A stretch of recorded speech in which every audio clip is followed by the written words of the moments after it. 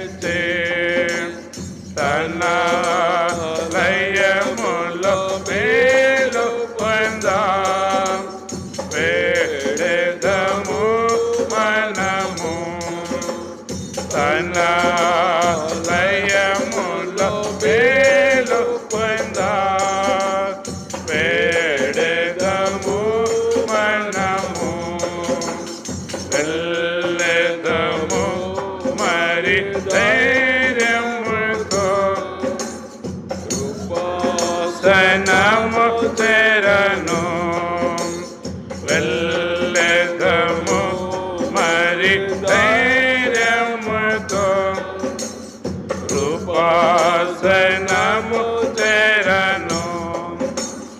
అందరికీ రక్షణ కలుగా, రాజులకు అధికారులలో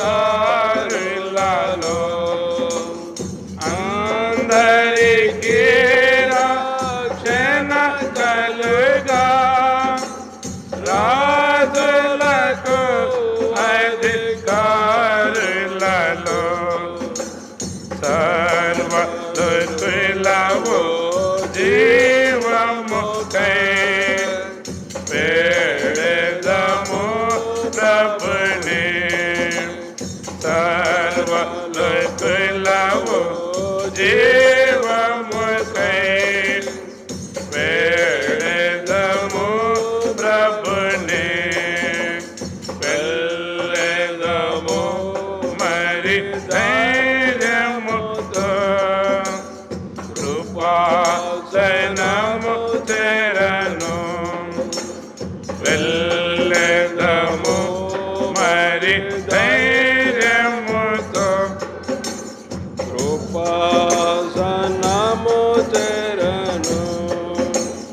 వాక్యము వర్ధిల్లి వ్యాపింపను, శేషుని రాజ్యము కూలునట్టు.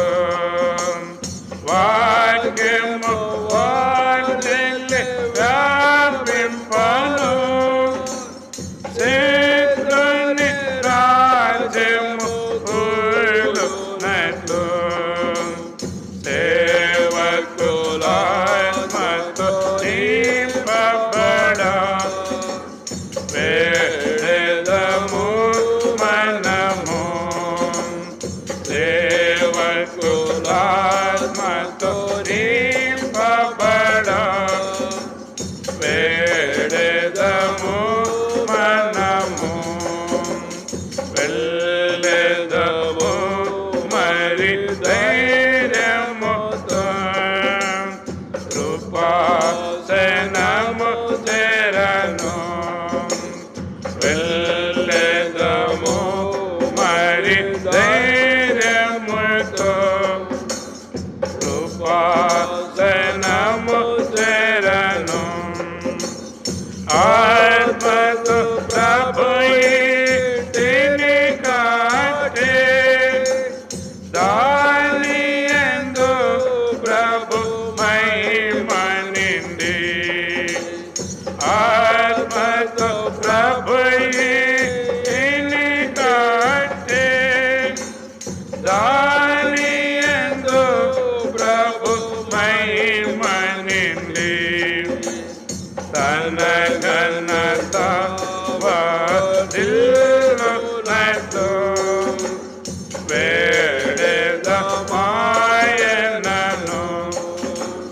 తన ఘనత వర్ధిల్లునట్టు వేడెదమాయనను. వెళ్ళెదము మరి ధైర్యముతో, కృపాసనము చేరను. వెళ్ళెదము మరి ధైర్యముతో, కృపాసనము చేరను. సజీవరాలతో ఇల్లు కట్టి, నీ అధికారము నిలచినట్టు. సజీవరాలతో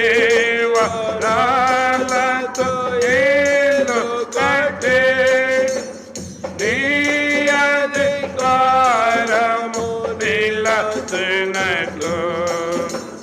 దేవుని హృదయను సారులను లేపమని వేడెదం. దేవుని హృదయను సారులను లేపమని వేడెదం. వెళ్ళెదము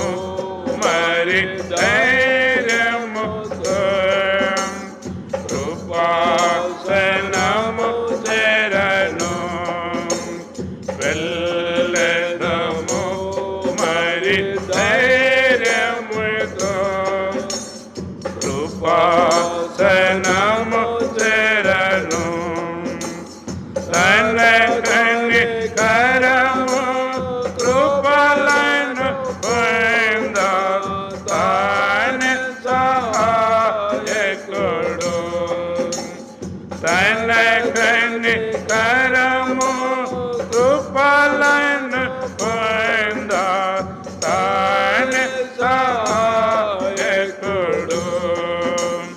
వెళ్ళెదము మరి ధైర్యముతో కృపాసనము చేరను వెళ్ళెదము మరి ధైర్యముతో కృపాసనము చేరను. చాలండి. దేవుని వాక్యం విందాము. దేవుని బిడ్డలారా, సమూయేలు 2వ గ్రంథము 22వ అధ్యాయం. సమూయేలు 2వ గ్రంథము 22వ అధ్యాయము దయతో 7వ వచనము మనమందరం కలిసి చదువుదాము. సమూయేలు 2వ గ్రంథము 7వ అధ్యాయము 22వ అధ్యాయము 7వ వచనం. సమూయేలు 2వ గ్రంథము 22వ అధ్యాయము దయతో 7వ వచనము అందరం కలిసి చదువుదాము. నాతో పాటు చదవండి. నా శ్రమలో నేను యెహోవాకు మొరపెట్టుదును, నా దేవుణ్ణి ప్రార్థన చేసిదును. ఆయన తన ఆలయములో ఆలకించి నా ప్రార్థన అంగీకరించును. నా మొర ఆయన చెవులలో చొచ్చును. దయతో మోకరించండి, కళ్ళు మూసుకోండి, ప్రార్థన చేసుకుందాం. ప్రభు సహాయం కలిగి. నిర్మల తండ్రి, నమ్మకమైన దేవా, నీ పాదాలకు స్తోత్రాలు చెల్లిస్తూ ఉన్నాము. ఈ ప్రార్థన కూడి కొరకై చేరవచ్చిన బిడ్డలు బట్టి వందనాలు. ఇంకెవరైనా మార్గంలో ఉంటే, సిద్ధపడుతూ ఉంటే తీసుకురండి, సహాయం చేయండి. లక్ష్యంగా ఉండకుండా కాపాడండి. నీ యొక్క వాక్యం ద్వారా మాతో మాట్లాడండి. ఎట్లు ప్రార్థించాలో మాకు సహాయం చేయండి. కృపగల దేవుడు నమ్మి స్తుతిస్తూ మీ యొద్ద నుండి మీ సొంత సమయంలో మేము ఎట్లు ఆశీర్వాదం పొందవలెనో సహాయం చేయండి. కృపగల దేవుడుగా నీ యొక్క వాక్యాన్ని మాతో మాట్లాడి పంచుకొని మాకు సహాయం చేయండి. యేసుక్రీస్తు వారి శ్రేష్టమైన నామమున ప్రార్థించి స్తుతించి వేడుచున్నాను తండ్రి, ఆమేన్. దేవుని బిడ్డలారా, దేవుని వాక్యంలో కొన్ని నిమిషాలు భక్తుడైన దావీదు తన రాజు అయిన దినాలలోనూ తన వ్యక్తిగత జీవిత అనుభవంలోనూ ఎలాంటి శ్రమల గుండా వెళ్ళాడో, తాను అటు శ్రమల నుండి విడిపించిన తర్వాత తను సౌలు చేతుల నుండి తన శత్రువులందరి చేతుల నుండి తప్పించిన దినమున దావీదు గీత వాక్యములను చెప్పి యెహోవాను స్తోత్రించునని మొదటి వచనములో మనం గమనించుతాము. కాబట్టి ఆయన అంటున్నాడు, నా శ్రమలో నేను యెహోవాకు మొరపెట్టి తిని. వాస్తవంగా క్రైస్తవ జీవితంలో శ్రమలు ఒక భాగమై ఉండును. క్రైస్తవ జీవితంలో శ్రమలు ఒక భాగమై ఉండును. కాబట్టి ఆ శ్రమలలో మనము మరి దేవుని ప్రార్థించే వారముగా మనం ఉందుము. శ్రమలలో దేవుడు మనకు సహాయం చేసేవాడుగా ఉంటాడు. అందుకని దేవుని యొక్క వాక్యంలో ఈ విధంగా రాసి ఉంది ఒక మాట. యాకోబు పత్రికలో ఒక మాట రాసి ఉంది. ప్రియులారా,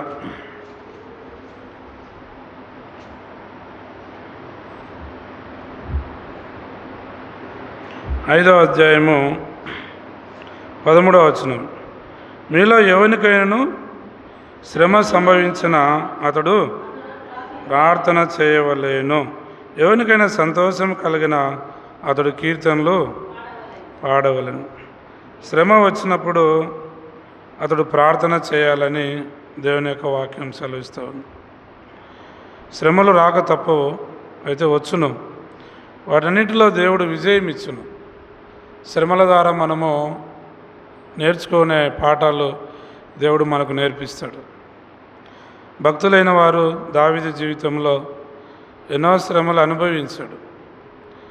కాబట్టి మామ ద్వారా, సౌలు ద్వారా అనే శ్రమలు అనుభవించాడు. సొంతం కొడుకైనటువంటి అబ్షాలోము ద్వారా కూడా కొన్ని శ్రమలు అనుభవించాడు. బరికి కుమారుడైన షేబా ద్వారా కూడా కొన్ని శ్రమలు అనుభవించాడు. ఇలాగ దావీదు జీవితంలో కొన్ని శ్రమలను ఆయన అనుభవిస్తూ వచ్చాడు. వాటన్నిటిని దేవుడు తప్పిస్తూ వచ్చాడు. ప్రియులరా, అందుకని ఈ విధంగా రాసి ఉంది లేఖనాల్లో. కీర్తన 34వ అధ్యాయంలో ఒక లేఖనము 6వ వచనం, 34:6. ఈ దీనుడు మొరపెట్టగా యెహోవా ఆలకించెను, అతని శ్రమలన్నిటిలో ఉండి అతన్ని రక్షించు. దీనుడుగా ఉండి మొరపెట్టుట ద్వారా దేవుడు తప్పక ఆలకిస్తాడు. అతని శ్రమలన్నిటిలో ఉండి అతన్ని రక్షించునని రాసి ఉంది. 91 కీర్తనలు కూడా మనం గమనించి చదువుతాం. అక్కడ కూడా రాసిన మాట ఏమిటంటే, శ్రమల్లో నేను అతనికి తోడై ఉండేదును. 15వ వచనం, అతడు నాకు మొరపెట్టగా 91:15, నేను అతనికి ఉత్తరం ఇచ్చేదను, శ్రమల్లో నేను అతనికి తోడై ఉండేదును, అతన్ని విడిపించి అతన్ని గొప్ప చేసి. శ్రమల్లో తోడుగా ఉంటాడు. సాధారణంగా శ్రమలు వస్తే నా అనే వాళ్ళందరూ దూరం అవుతారు. ఎంత పరిచయస్తులైనా, ఎంత బంధువులైనా, కుటుంబీకులైనా, రక్త సంబంధులైనా, ఇప్పుడు వాడు చాలా శ్రమల్లో ఉన్నాడు, మనం ఎదురైతే ఏమడుగుతాడో అని పలకరింపు కరువు అయిపోతుంది. దేవుడు శ్రమల్లో తోడుగా ఉంటాడు. మనుషులు తోడుగా ఉండరు, కానీ దేవుడు మనకి తోడుగా ఉంటాడు. శ్రమల్లో నుండి దేవుడు విడిపిస్తాడు. అయితే కొంచెం కాలమే శ్రమ. కాబట్టి అందుకని బైబిల్లో రాసి ఉంది, క్రీస్తు శరీరమందు శ్రమ పడిన గనుక మీరును అట్టి మనసు ఆయుధముగా ధరించుకొనుడని రాసి ఉంది. మనం ఫిలిప్ పత్రికలో ఆ మాట చదువుతాం. ఫిలిప్ పత్రికలో ఆ మాట చదువుతాం. ఇది ఫిలిపిన కొలసేను లేదా ఎంత మంచి మాట రాసిందంటే, క్రీస్తు శరీరమందు శ్రమ పడిన కనుక పేతురులు అంటుంది. 1 పేతురు 4వ అధ్యాయం 1వ వచనం. 1 పేతురు 4వ అధ్యాయం 1వ వచనం, శరీరమందు శ్రమ పడిన కనుక మీరును అట్టి మనసు ఆయుధముగా ధరించుకోండి. కాబట్టి ప్రియులరా, పూర్వం మన ముందు నేను భక్తులకు అందరికీ శ్రమలు వచ్చాయి. మనకేదో శ్రమ వచ్చినట్టు కాదు, మన ముందున్న వారే శ్రమలు అనుభవించారు. అందుకని 4వ అధ్యాయము 12వ వచనంలో మనం చదువుతాం. చదవండి. ప్రియులరా, శోధించుటకు మీకు కలుగుతున్న అగ్ని వంటి మహాశ్రమలను గూర్చి మీకేదో ఎవరికి జరగనంత ఒక వింత సంభవించినట్లు ఆశ్చర్యపరకుడి. మహిమ బయలుపరచబడినప్పుడు మీరు మహానందంతో సంతోషించిన నిమిత్తము క్రీస్తు శ్రమల్లో మీరు పాలువారు ఉన్నంతగా సంతోషించుడి. కాబట్టి మనం ముందున్నటువంటి భక్తులైన వాళ్ళు శ్రమలు అనుభవించారు. ఆ శ్రమల్లో ప్రార్థన చేస్తూ వచ్చాడు. 5వ అధ్యాయం 10వ వచనం చదువుదాము. 5వ అధ్యాయం 10వ వచనము, నిత్య మహిమకు క్రీస్తునందు మిమ్మల్ని పిలిచిన దేవుడు కొంచెం కాలం మీరు శ్రమపడిన పిమ్మట పూర్ణులుగా చేసి స్థిరపరిచి బలపరుస్తాడు. కొంచెం కాలమే శ్రమ. కాబట్టి ప్రియమైన సహోదరి సోదరుడా, శ్రమలలో ప్రార్థన చేయుట. కాబట్టి ఆ విధంగా శ్రమల్లో ప్రార్థన చేయటం బట్టి దేవుడు మన ఎడల కలిగిన ఉద్దేశాలు నెరవేరుస్తాడు. తన మహిమను ఆయన పొందుతాడు. భక్తులైన వారు అనేక శ్రమల గుండా వాళ్ళు వెళ్ళారు. అందుకని ప్రియులరా, ఒక సంగతిని దావీదు భక్తుడు అదే చెప్తున్నాడు. అనేక శ్రమల గుండా వెళ్ళాడు. 120వ కీర్తన మొదటి వచనంలో అక్కడ రాసింది. 120వ కీర్తన మొదటి వచనంలో ఏమని రాసింది?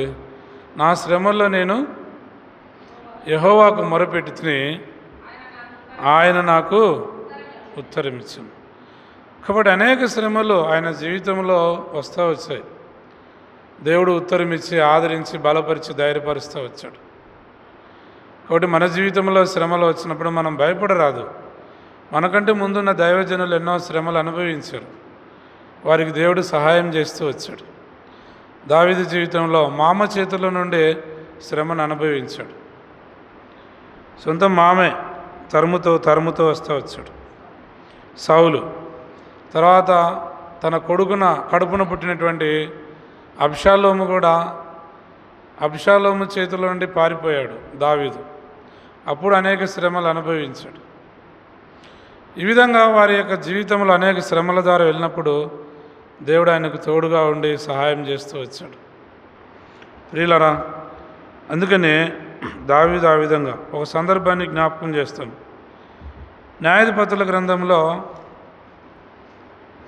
మరి 11వ అధ్యాయం, న్యాయాధిపతుల గ్రంథము 11వ అధ్యాయంలో ఇక్కడ ఒక మాట రాసి ఉంది. 7వ వచనం.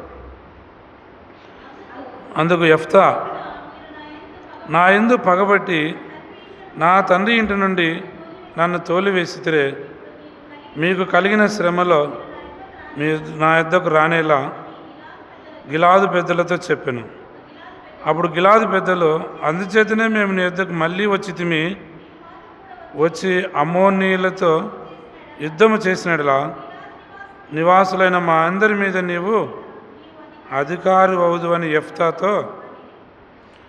కాబట్టి గిలాదు ప్రజలకు సొంతము వాళ్ళు అన్నదమ్ములే, దాయాదులు. ఇతడు వేశ్య కుమారుడు యెఫ్తా. సొంతము భార్య పిల్లలందరూ ఇతన్ని వెలివేశారు. అలాంటి సమయంలో ఇశ్రాయేలీలతో యుద్ధము చేయట కొరకై అమ్మోనీయులు వచ్చారు. మనము జయించలేమని గుర్తించి యెఫ్తా దూరదేశము పోయి ఉండగా, టోబు దేశానికి పోయి ఉండగా అక్కడ నుండి వాళ్ళ అన్నదమ్ములు పిలిపించారు.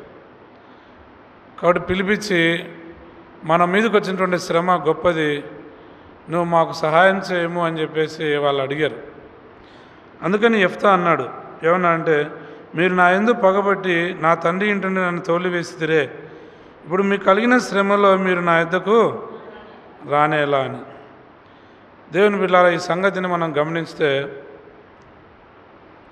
మన శ్రమలో మనల్ని దూరపరిచిన వారు మా ఆయన వద్దకు వచ్చి ఆశ్రయాన్ని కోరేవారుగా ఉంటారు. దేవుడు మనకు తోడుగా ఉంటే, దేవుని సన్నిధి మనతో ఉన్నప్పుడు మనల్ని తోలివేసిన వారే మనల్ని ఆశ్రయించేవారుగా ఉంటారు. చులకనగా భావించారు సొంత కుటుంబీకులు, అయితే వారే మళ్ళీ అతని ఆశ్రయాన్ని కోరుతూ వచ్చాడు. అప్పుడు యెఫ్తా వచ్చి దేవుని సన్నిధిలో ప్రార్థన చేసి వారి పక్షంగా అమ్మోనీయులతో పోరాడి ఇజ్రాయేలుకు విజయాన్ని తీసుకొని వస్తూ వచ్చాడు. దేవుని బిడ్డలారా, ఈ సంగతి ఈ యొక్క అధ్యాయంలో మనము గమనించుతాం. ఈ విధంగా మనము గమనించినట్లయితే ప్రియులరా, యెఫ్తా ప్రార్థనను బట్టి, అందుకని తన సంగతి అంతా దేవుని సన్నిధిలో వినిపించిన మాట 11వ వచనంలో రాసి ఉంది. కాబట్టి యెఫ్తా గిలాదు పెద్దలతో కూడా పోయినప్పుడు తమకు ప్రధానినిగాను అధిపతినిగాను యెఫ్తాను నియమించుకొనిది. అప్పుడు యెఫ్తా మిస్పాలో దేవుని సన్నిధిని తన సంగతి అంతయు వినిపించు. ఇశ్రాయేలీయులు అమ్మోనీయుల చేత యుద్ధానికి అమ్మోనీయులు ఇజ్రాయేల్ మీదకి వచ్చుచున్నప్పుడు ఎంతో సిగ్గుతో, అవమానంతో, ఓటమి భయముతో వాళ్ళ హృదయాల్లో పట్టుకున్నాయి. అలాంటి సమయంలో దేవుని దాసుడైన యెఫ్తా ఎంతో భయభక్తి కలిగిన వాడు కనుకనే ఇతని యొక్క ఆశ్రయాన్ని వాళ్ళు కోరారు. అందుకనే యెఫ్తా వచ్చి దేవుని సన్నిధిలో వారుకున్నటువంటి శ్రమ, వారికున్న భారాన్ని పంచుకుంటూ వస్తూ వచ్చాడు. దేవుని సన్నిధిలో ప్రార్థన చేసి వారి మీదకి పోయినప్పుడు దేవుడు ఇతనికి సహాయం చేసి మరి విజయాన్ని ఇచ్చినట్లుగా మనం గమనించుతాము. కాబట్టి 33వ వచనంలో ఆ సంగతి రాసి ఉంది. చాలేమ్మా. 33వ వచనంలో ఆ సంగతి రాసి ఉంది. కాబట్టి ప్రియులరా, ఈ విధంగా దేవుడు సహాయం చేయగలడు. శ్రమల్లో ఇశ్రాయేలీలకు అలాంటి శ్రమలు వచ్చినప్పుడు సహాయం చేయగలడు. దావీదుకు అనేక శ్రమలు శత్రువుల చేత, కుటుంబీకుల చేత, బంధువుల చేత అలాంటి శ్రమలు వచ్చినప్పుడు దావీదు దేవుని సన్నిధిలో ప్రార్థన చేస్తూ వచ్చాడు. కనుకనే ఎంతో మేలును ఆశీర్వాదాన్ని దేవుని యొద్ద నుండి పొందగలుగుతూ వచ్చాడు. అదే చెప్తూ వచ్చిన మాట అదే. కాబట్టి ప్రియులరా, ఇంకొక మాటను గమనించోదాం. యోసేపు జీవితంలో కూడా శ్రమల గుండా వెళ్ళాడు. అపోస్తుల కార్యములో స్టెఫెను ప్రసంగంలో ఒక మాట చెప్తాడు. అపోస్తుల కార్యములో 7వ అధ్యాయం. అపోస్తుల కార్యములు 7వ అధ్యాయము దయతో 9వ వచనం. 7వ అధ్యాయం 9వ వచనం. ఆ గోత్రకర్తలు మత్సరపడి యోసేపును ఐగుప్తులోనికి పోవుటకు అమ్మివేసిరి, కానీ దేవుడు అతనికి తోడై ఉండి అతని శ్రమలన్నిటిలో నుండి చాలామా తప్పిస్తూ వచ్చాడు. దయను జ్ఞానమును అనుగ్రహించాడు. యోసేపుకు శ్రమలు వచ్చినప్పుడు, పరాయిగండి దేశంలో ఉన్నప్పుడు, దేవుని సన్నిధిలో తన ప్రార్థన చేస్తూ ఉన్నప్పుడు దేవుడు అతనికి సహాయం చేశాడు. అతని శ్రమలన్నిటిలో నుండి దేవుడు అతన్ని తప్పించను, తోడయిండును అని రాసి ఉంది. కాబట్టి ప్రియులరా, ఇలాగ అనేకులు దేవుడు మన శ్రమను చూచేవాడు. లేయా అనేది దేవుడు నా శ్రమను చూచినాడు అని. కాబట్టి ఈ విధంగా దేవుడు శ్రమను చూచేవాడు, మన శ్రమను చూచేవాడు. ఆది కాండంలో ఆమె చెప్తూ వచ్చింది, దేవుడు నా శ్రమను చూచినాడు అని లేయా అంటూ వచ్చింది. 31వ అధ్యాయంలో ఉంటుంది, లేక 29వ అధ్యాయం, క్షమించండి, 29వ అధ్యాయము 32వ వచనం. ఆది కాండము 29వ అధ్యాయం 32వ వచనం. గర్భవతి కుమారుని కని నా శ్రమను చూచి ఉన్నాడు. చాలా దేవుడు మన శ్రమను చూచేవాడు. దావీదు యొక్క శ్రమను చూచాడు, లేయా యొక్క శ్రమను చూచాడు, మోసే యొక్క యోసేపు యొక్క శ్రమను చూచాడు, ఇజ్రాయిల్ యొక్క శ్రమను కూడా చూచాడు. అందుకనే నిర్గమాకాండంలో మనం గమనిస్తాం. నిర్గమాకాండంలో నేను వారి శ్రమను చూచి తిని అనే ఒక మాట రాసి ఉంది. ప్రియులరా, వారి శ్రమను నేను చూచి తిని అంటాడు. ఎంత మంచి మాట రాసిందంటే, ఒక చోట వాళ్ళు పెట్టుచున్న బాధలు కష్టములు నేను చూచి తిని అంటాడు. ఎన్నో వచ్చినామా? నిర్గమాకాండము 1వ అధ్యాయం అనుకుంటాను, ఒక మాట రాసింది. వారు శ్రమ పట్టకున్నది విస్తరించిరి అన్న మాట ఉంది. ఇంకొక మాట రాసి ఉంది, చదువుదాము. ఎన్నో వచనమంటే 12వ వచనం చదవండి. 1వ అధ్యాయం 12వ వచనం.